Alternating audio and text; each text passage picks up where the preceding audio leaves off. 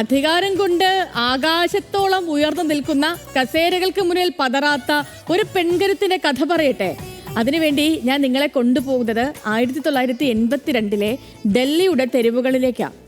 ഡൽഹിയിലെ തിരക്കേറിയ കണാട്ട് പ്ലേസ്, അവിടെ നോ പാർക്കിംഗ് ഏരിയയിൽ ഒരു വണ്ടി കിടന്നു. ട്രാഫിക് ഡ്യൂട്ടിയിൽ ഉണ്ടായിരുന്ന സബ് ഇൻസ്പെക്ടർ നിർമ്മൽ സിംഗ് ആ വണ്ടിക്ക് പിഴയിടാൻ ഒരുങ്ങി.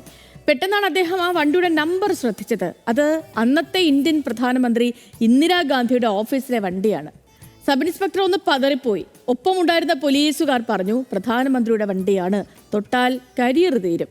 അദ്ദേഹം ഉടനെ തൻ്റെ മേലുദ്യോഗസ്ഥ ട്രാഫിക് DCPയെ വിളിച്ചു. 33 വയസ്സുകാരിയായ ആ IPS ഓഫീസർ അവിടെ എത്തി. വണ്ടി നോക്കി, നിയമം നോക്കി, എന്നിട്ട് യാതൊരു ഭയവുമില്ലാതെ ആജ്ഞാപിച്ചു, വണ്ടി ക്രെയിൻ ഉപയോഗിച്ച് കെട്ടിവലിക്കൂ എന്ന്. ആ ഓഫീസറുടെ പേരാണ് കിരൺ ബേദി. ഇത് ഇന്ത്യയുടെ പ്രധാനമന്ത്രിയുടെ വണ്ടിയാണല്ലോ എന്ന് ഓർമ്മിപ്പിച്ചവരോട് അവർ പറഞ്ഞു, നിയമത്തിന് മുന്നിൽ ഇതിന് വെറും ഒരു വണ്ടിയുടെ വിലയേ ഉള്ളൂ എന്ന്. നിയമം ലംഘിച്ചാൽ ശിക്ഷ എല്ലാവർക്കും തുല്യമാണ് എന്ന്. അങ്ങനെ ഈ സംഭവം വലിയ വാർത്തയായി മാറി.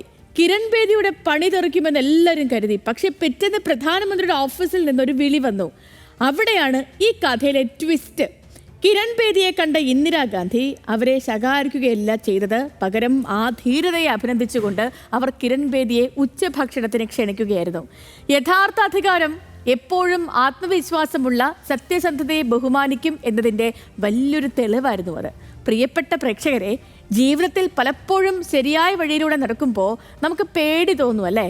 സ്വാധീനമുള്ളവർക്ക് മുന്നിൽ, അധികാരമുള്ളവർക്ക് മുന്നിൽ നമ്മുടെ ശബ്ദമൊന്ന് ഇടറിയേക്കാം. പക്ഷെ ഓർക്കണം, സത്യസന്ധതയും ധീരതയും കൈമുതലായുള്ള ഒരാൾക്ക് ആരെയും പേടിക്കേണ്ടതില്ലെന്ന്. നിങ്ങൾ ചെയ്യുന്നത് ശരിയാണെങ്കിൽ ഈ ലോകം മുഴുവൻ എതിർത്താലും അതിൽ ഉറച്ചു നിൽക്കണം. കാരണം നിങ്ങളുടെ ആ ധീരത നിങ്ങളുടെ വ്യക്തിത്വമാണ്. വിൻസ്റ്റൺ ചർച്ചിൽ പറയുന്നത് പോലെ, മനുഷ്യന്റെ ഏറ്റവും വലിയ ഗുണം കാരണം മറ്റെല്ലാ ഗുണങ്ങളും നിലനിൽക്കുന്നത് ധൈര്യത്തിന്മേലാണെന്ന്. അതുകൊണ്ട് പേടി മാറ്റിവെച്ച് ആത്മവിശ്വാസത്തോടെ നമുക്ക് എന്ത് ചെയ്യാം? ജീവിതത്തെ നേരിടാം.